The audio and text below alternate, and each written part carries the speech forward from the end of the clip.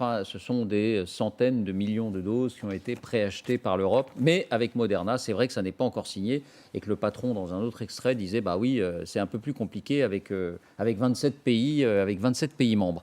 Sur cette vaccination et les doutes qu'on peut avoir sur la bonne volonté de la population française à se faire vacciner, Barbara, je sais que c'est un sujet qui vous tient à cœur. Je ne sais pas, apparemment, il ne faut pas avoir de doute. Il ne faut pas avoir de doute, il ne faut pas se poser de questions.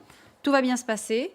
Et puis, surtout, maintenant, on peut se mettre à faire des prédictions. C'est-à-dire toutes ces choses qu'on n'avait absolument pas le droit de faire des prédictions, de s'avancer sur l'année, les mois qui viennent. Moi, je ne sais pas. Ces vaccins, pour l'instant, ils ne sont pas là. Ils sont encore en phase d'essai clinique. Il y a des bons résultats, tant mieux. Moi, j'espère surtout aussi que, parallèlement et conjointement, en dehors de l'intérêt financier qu'il y a pour certains, effectivement, à faire en sorte que les vaccins aillent vite, pour pouvoir vendre ces vaccins à la terre entière. J'espère aussi qu'on on demande que ça, qu'ils vendent des vaccins. Oui, moi j'espère aussi qu'on va continuer sérieusement les pistes de traitement, parce qu'il y a un certain nombre de pistes de traitement. Il y en a un notamment aussi en France, à Pasteur, Lille, qui travaille depuis plusieurs mois sur une molécule ancienne, bien connue, qui pourrait être efficace sur le coronavirus et qui ne coûterait rien du tout, qui coûterait d'ailleurs beaucoup moins cher qu'un vaccin. Donc j'espère que toutes les pistes, on continue à les Mais sur le vaccin, vous avez un doute vous-même? Vous ne serez pas forcément parmi les premiers à vous faire vacciner. Ce n'est pas une question de doute. Déjà, les vaccins ARN, on n'en a pas encore fait l'expérience. Donc, pourquoi pas? S'il y a des gens qui ont envie de tester le vaccin ARN, il y aura d'autres formes de vaccins. Ils auront été testés au préalable. Oui, ils auront été testés au préalable, peut-être. Mais en tout cas, l'obligation absolue de se vacciner, je crois que ça ne s'impose pas et que les personnes vulnérables doivent être vaccinées. Mais qu'en tout état de cause, je pense qu'une couverture vaccinale de 50% de la population, 40-50% de la population, suffira au moins à relâcher la pression sur le service hospitalier, parce que la question, elle est vraiment là. La question, ce n'est pas la gravité, la létalité massive de ce virus, c'est l'impossibilité pour nos services hospitaliers de supporter cette charge. Donc si le vaccin, sur une couverture vaccinale raisonnable, permet de lever la pression sur les services de santé, puisque notre hôpital est incapable pour l'instant de le supporter, c'est très bien. Mais ça ne justifierait pas, en tout cas, ni qu'on nous mette une pression incroyable en traitant la moindre personne qui émettrait une réticence à se faire vacciner en le traitant d'antivax, de complotiste, etc. Ce qui serait bien, c'est de laisser aussi un petit peu de responsabilité aux gens. Et encore une fois, les personnes vulnérables, et quand la médecine et les médecins sont capables de bien expliquer l'intérêt pour quelqu'un de se faire vacciner, encore une fois, à titre personnel, en tant que mère, j'ai fait les 11 vaccins qui aujourd'hui sont devenus obligatoires. À l'époque où je les ai fait faire à ma fille, ils n'étaient pas obligatoires, mais parce qu'on a su bien m'expliquer l'intérêt de ces 11 vaccins, je les ai faits. Qu'on m'explique correctement l'intérêt de ces vaccins. En revanche, ce discours injonctif et en plus culpabilisateur, non, mais c'est une question, Barbara, parce que vous voyez derrière chacun. Vous voyez qu'en France, on est le pays le plus défiant vis-à-vis des vaccins, comme on est le pays le plus défiant vis-à-vis du pouvoir politique, comme on est le pays le plus défiant vis-à-vis de tout un tas de pouvoirs institutionnels. Il y a peut-être une raison, précisément, c'est peut-être parce qu'on a un peu trop souvent l'impression qu'on nous parle soit d'une façon trop technocratique, soit d'une façon trop infantilisante, et que les gens sont capables, effectivement, de peser le pour et le contre et de faire la différence. Je vous donne la parole. Vos réactions en 2 mots. Alors, sur l'un des 3 aspects, peut-être, sur ce qui s'est passé, sur ce qui est en train de se passer, sur ce qui va se passer demain. Barbara, je vous voyais à un moment donné faire la moue. Oui, non, je ne faisais pas la moue. Je me rendais compte, évidemment, donc tout s'est très bien passé. Je pense qu'il y a un petit écart entre le ressenti des Français et ce que disent d'ailleurs les enquêtes d'opinion et la compréhension que le Premier ministre en a. Par ailleurs, il a dit « nous nous adaptons, nous nous ajustons en permanence ». On peut comprendre qu'on se soit adapté au moment de la première vague, même si il y a eu beaucoup de mensonges, les masques, les tests, on ne va pas y revenir. Mais là, dans cette deuxième vague, on nous avait dit, pendant l'été, on est prêt, on a anticipé. Donc là, il est en train de se contredire, parce que finalement, ils n'ont rien anticipé. Et le fait que la deuxième vague nous a surpris, moi je me souviens quand même qu'au moment du déconfinement, on avait entendu « si une deuxième vague survient, nous serons prêts ». Donc là, non, on ne peut pas dire qu'on s'ajuste en permanence. Ça veut dire qu'on court derrière le virus, alors qu'il y a 4 mois, on assurait aux Français que si une deuxième vague survenait, on était prêt, l'hôpital était prêt, tout était prêt. Alors maintenant, l'excuse évidemment du Premier ministre, c'est de dire « oui, mais on était prêt, mais pas à ce niveau-là de… » C'est ça, elle nous a pris à revers par sa brutalité. Écoutez, moi, en l'occurrence, je me dis que c'est quand même inquiétant, parce que ça veut dire que le pire n'a pas été envisagé. Et d'une certaine façon, c'est le rôle que les Français aient voulu entendre, les médecins rassuristes. Et je suis toujours persuadée qu'il fallait, à un moment donné, un petit peu d'optimisme.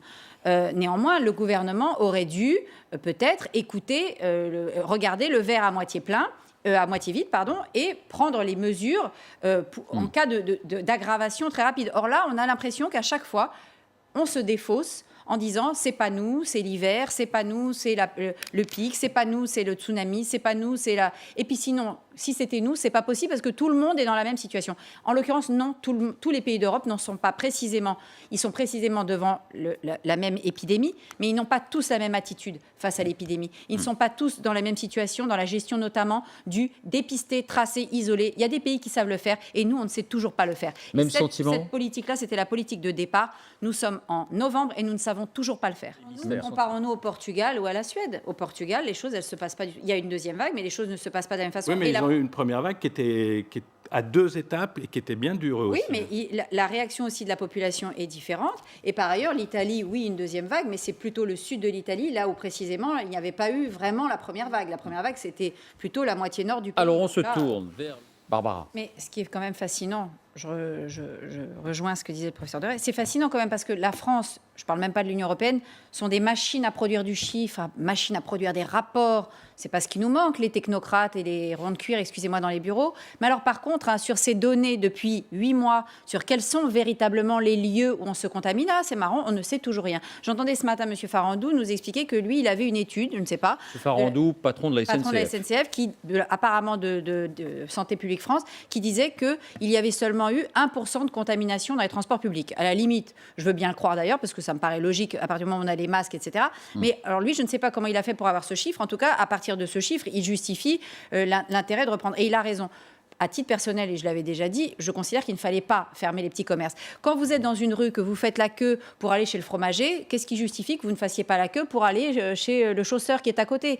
Quand on voit la façon dont les coiffeurs, après le déconfinement, ont été rigoureux dans la façon d'organiser leur salon, le travail que ça leur demandait de tout désinfecter à chaque client, et on les ferme sans plus de discussion.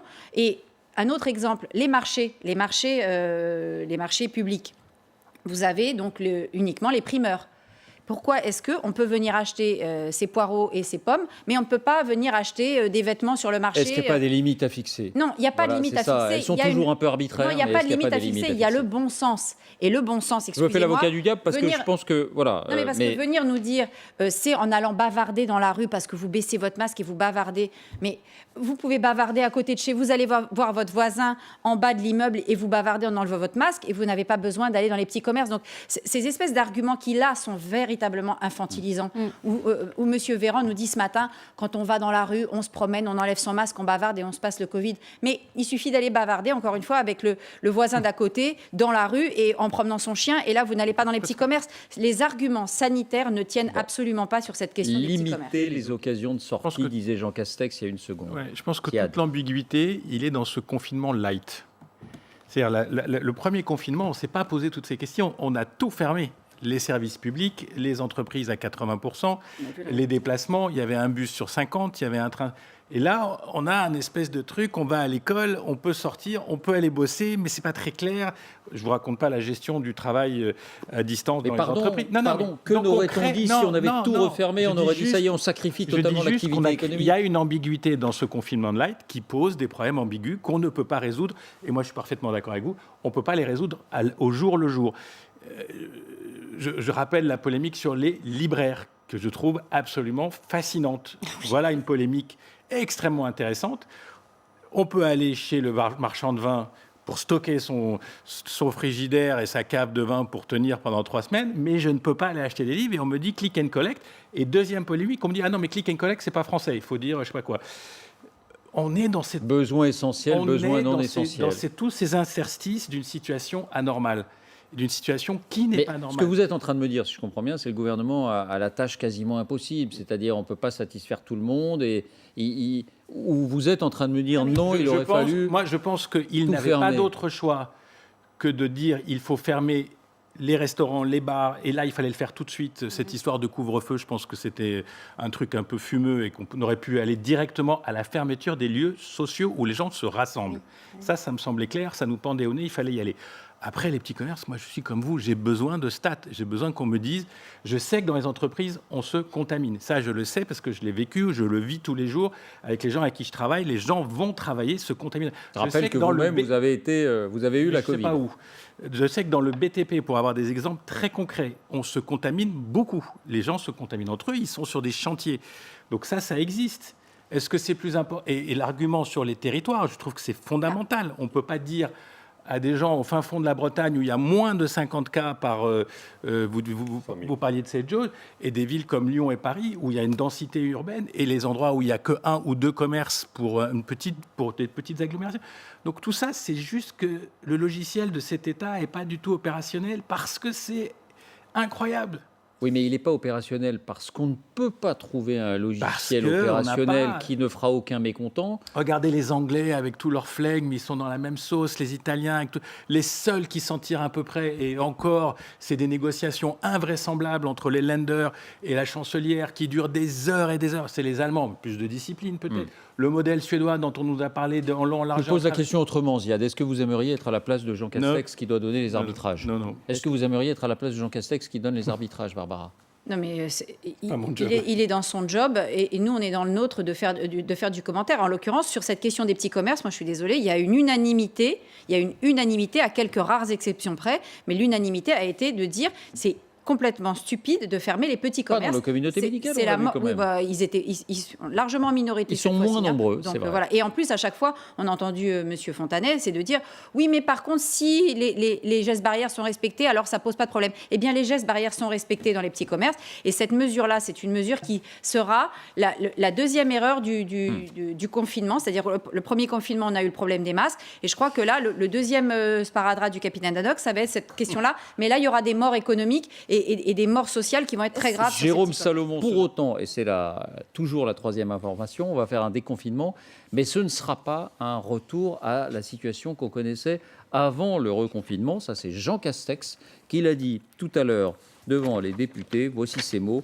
La phase suivante, après ce reconfinement, ne sera pas un retour à l'avant-confinement. Ne vous attendez pas à un retour à la normale. Oui, Barbara ? En tout cas, si Emmanuel Macron fait des confidences comme ça, dont il sait qu'elles vont être répétées, rouvrir les clubs de sport début décembre, alors rien ne justifierait qu'on ne rouvre pas les petits commerces. Je ne veux pas avoir l'air de revenir. Non, mais ni même, excusez-moi, mais ni même les cinémas, ni même les théâtres où il y a eu un siège sur 2, les protocoles sanitaires. Enfin, annoncer aujourd'hui, le 17 novembre, que 1er décembre, on rouvre les clubs de sport pour les enfants et les adolescents, excusez-moi, mais dans ces cas-là, l'espoir, c'est même plus donner de l'espoir, c'est quasiment acter déjà les annonces qui vont être faites pour dire on déconfine en début décembre dans ce cas-là. Ou alors, vraiment, je ne comprends pas les fuites de l'Élysée. Gilbert. Quand vous dites tester, tracer, isoler, dans certaines familles, la partie isolée est d'une complexité. On dit que c'est normal, il faut le faire, mais dans beaucoup de foyers, isoler quelqu'un dans un foyer, on l'a dit en mars-avril, mais isoler quelqu'un dans un foyer de 50 mètres carrés... mais ça, c'était la recherche du gouvernement, d'essayer précisément de pallier à ça, parce qu'on l'avait déjà vu pendant la première phase, et là, qu'à la deuxième vague, on n'ait pas été capable, dans les quartiers populaires ou dans les milieux défavorisés, les précaires, on va atteindre 10 millions de pauvres, qu'on ne soit pas capable, dans certaines familles, d'aider des gens, ça va être quoi ? Ça aurait été peut-être quoi 1000 personnes, 2000 personnes, 3000 personnes dans certaines métropoles. C'était le travail du gouvernement, ça, c'était pas le travail des petites associations de le faire, et d'ailleurs, elles n'ont pas pu le faire.